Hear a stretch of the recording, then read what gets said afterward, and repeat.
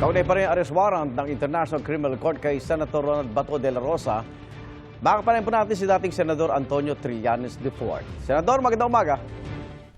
Magandang umaga po sa inyo, Igan, at sa ating mga viewers. Ang unang tanong siguro, bakit may hawak kayo ng ICC arrest warrant para kay Senador de la Rosa? Yung warrant po na yon ay galing po yun sa NBI, may hawak din sila.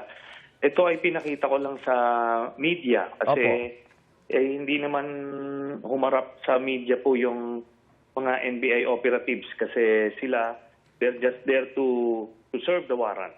Oho.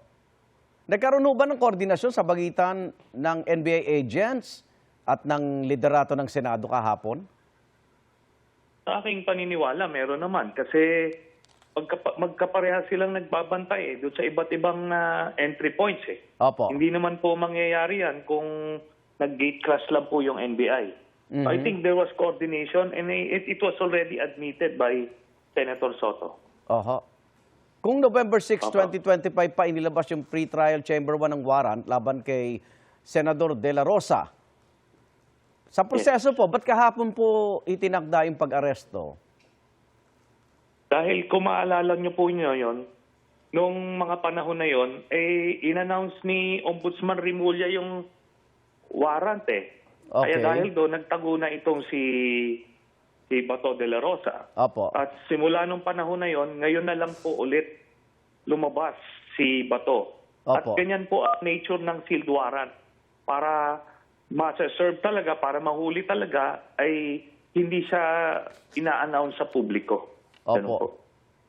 At yung nangyari kahapon, alam mo bang pupunta ng Senado si Senador Bato?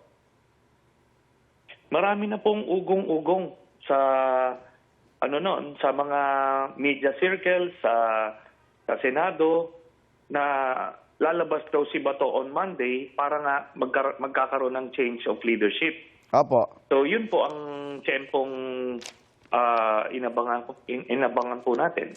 So ano ang reaksyon mo sa nangyari matapos kang hamunin na ikaw mismo samahan mo yung maghahain ng arrest warrant pero hindi mo nakita kahapon? Yun na nga po, nakakalungkot dahil kaya nga rin ako sumama doon para talagang baka maengganyo siyang sumama sa otoridad. Kasi nga, nagmayabang siya noon eh, di ba? Sabi niya, samahan ko daw yung mga mag-aaresto. Sinamahan ko pero hindi nga po siya nagpakita. At nakita ng mga kababayan natin yung ginawa niya kahapon, talagang tumakbo siya, no? Evading arrest ito, no? At ma-point out ko lang po, kasamang Igan, na yun pong warrant of arrest ng ina-inisyo ng ICC, ito ay bunga ng mahabang investigasyon ukol doon sa EJ case, sa war on drugs noong panahon ni Duterte. Kung maaalala nyo po, sisiga nito mga to, nila Digong, nila Bato, Bongo, kung sino-sino, puro patay-patay yung sinasabi. Libo-libong Pilipino po ang pinapatay. Noong mga panahon na yon, si Bato ang hari ng PNP noong panahon na yon. Naging kasangkapan sila ng mga pagpatay na yon. Pwede niyang pinigilan yung mga pagpatay na yon kasi ang mandato ng PNP is to serve and protect. Hindi manguna sa pagpapatay ng mga kababayan natin. Yung kriminal, ikulong. Yung addict, i-rehab. Ganun lang po kasimple yun. Walang sinabi na patayin yung mga suspected po, yung mga napagtripan lang na kursunadahan na addict, papatayin na kaagad. Ganun po ang reason ko ba't siya may warrant. Okay, bilang dating senador at nagkakaso rin, ang reaction mo sa ginawang protective custody ng Senado kay Senador de la Rosa?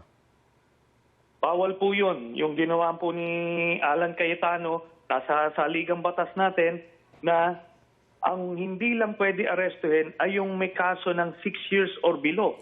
Ito po, crimes against humanity, life imprisonment po ang hatol dito.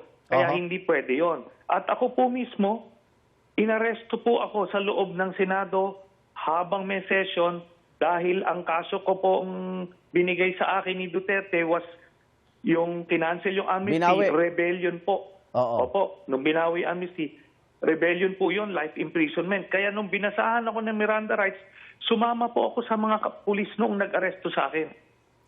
Kaya wala pong safe haven na sinasabi. Yun yang sa amin ni Senator De Lima, nung inaresto kami, mga gawa-gawa lang ni Duterte. Pero ito talagang libo-libong pinapatay nitong duwag na to.